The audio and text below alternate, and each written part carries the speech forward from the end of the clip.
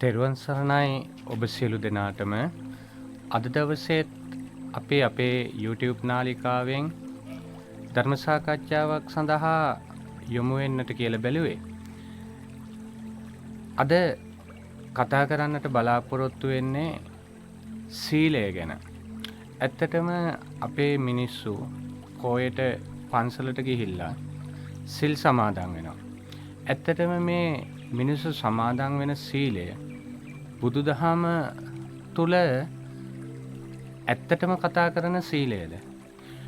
බුදුදහම තුල ඇත්තටම කතා වෙන සීලය තුල සිත, කය, වචනය කියන තුන්දොරම සංවර වෙනවා. නමුත් අද වර්තමානයේ පන්සලට ගිහිල්ලා සමාදන් වෙන සීලය තුල මේ සිත, කය, වචනය කියන තුන්දොර සංවර වීමේ සිල්පද වර්ග තුන නැහැ.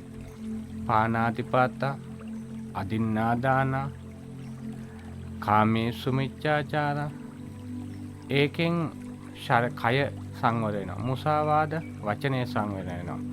සුරාමේරය කය සංවර වෙනවා. විකාල භෝජන ශරීරය කය සංවර වෙනවා.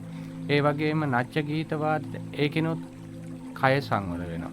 උච්චාසයන මහාසයන ඒකිනුත් සංවර වෙන්නේ කය. හැබැයි මෙතන සිත සංවර වෙන සිල්පදයක් මේ අටසිල් වලවත් දසසිල් වලවත් ඔබලා සමාදන් වෙන නැහැ. නමුත් බුදුදහම විශ්ලේෂණාත්මකව පොඩ්ඩක් බැලුවොත් ඒ තුල පවතිනවා දස අකුසලයෙන් වෙන්වීම තමයි සීලය කියලා සඳහන් වෙන්නේ බුදුදහමේදී. බුදුදහමේදී දස අකුසලය තමයි සීලය කියලා සඳහන් වෙන්නේ. දස අකුසලයෙන් වෙන්වීම. එතකොට මේ දස අකුසලය තුල තියෙනවා කයෙන් වෙන වැරදි තුනක්, වචනයෙන් වෙන වැරදි හතරක්, ඒ වගේම සිතෙන් වෙන වැරදි තුනක්. මෙන්න මේ දස අකුසලයෙන් වෙන් වෙනවා නම්, මේ වැරදි 10න් වෙන් වෙනවා නම් බුදුදහම එහි සඳහන් කරනවා නියම සීලයේ විදියට දස අකුසලයෙන් වෙන්වීම. පාණාතිපාතා, අදින්නාදානා, කාමේසු මිච්ඡාචාරා, මුසාවාද, පරුසා වාචා, පිසුනා වාචා, සම්ප්‍රප්පලාපා. ඒ වගේම සිත සංවර වෙන තුනක් තියෙනවා. අවිජ්ජා චේතනා, විෂම ලෝභය, එහෙම නැත්නම් අන්සතු දේවල් වලට ආශා කිරීම, ඒක සඳහන් වෙනවා. ඒ වගේම ව්‍යාපාද චේතනාව, එහෙම නැත්නම් තරහව අකුසලයක් විදියට සඳහන් කරලා තියෙනවා. ඒ වගේම සඳහන් කරනවා මිත්‍යා දිට්ඨි, මිත්‍යා දෘෂ්ටිය. මෙන්න මේ තුන තමයි සිත සංවර වෙන්නේ. හැබැයි අපි පන්සලට ගිහිල්ලා සමාදන් වෙන සීලය තුල ඒකේ කොතනකවත් සඳහන් වෙන්නේ නැහැ සිත පිළිබඳ සිල්පද තුන. ඒක නිසා අපි මේ දස අකුසලයෙන් වෙන්වීම තමයි සීලය කියන්නේ කියන එක තේරුම් අරගෙන දස අකුසලයෙන් වෙන් වෙන්න ඕනේ. දැන් ටිකක් හිතන්නකෝ ඔයාලා සමාදන් වෙන සීලය තුල උච්චාසයන මහාසයන කියන උස්සසුන් මහාසුන් පරිය. ඒ උස්සසුන් මහාසුන් කොච්චර උසද කොච්චර ලොකුද කියන එක සම්බන්ධයෙන් බුදුදහමේ කොතනකවත් විග්‍රහයක් නැහැ. උච්චාසයන මහාසයන. නමුත් එකම එක තැනක උච්චාසයන විස්තර කරන අංගුත්තර නිකායේ තික නිපාතේ, ඒ අංගුත්තර නිකායේ තික නිපාතේ සඳහන් වෙනවා උච්චාසයන වර්ග තුනක්.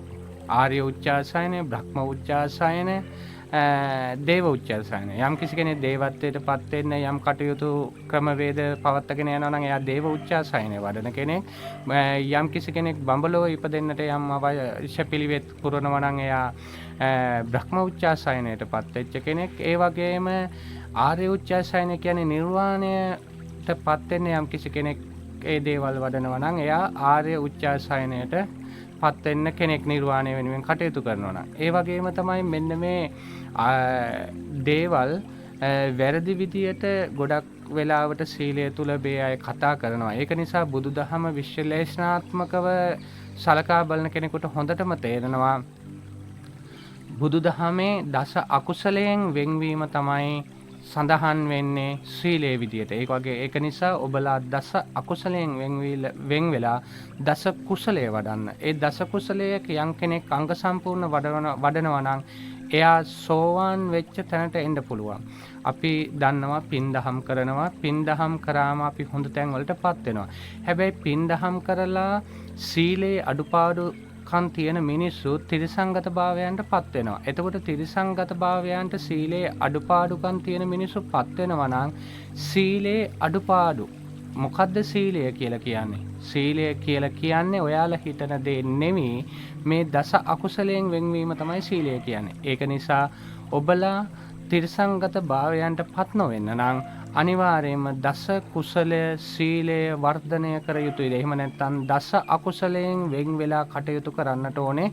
එතකොට තමයි ඔබට පුළුවන් වෙන්නේ අභව්‍ය තැන්වලට තිරිසංගත භාවයන්ට පත්වීමෙන් අත්මිදෙන්න.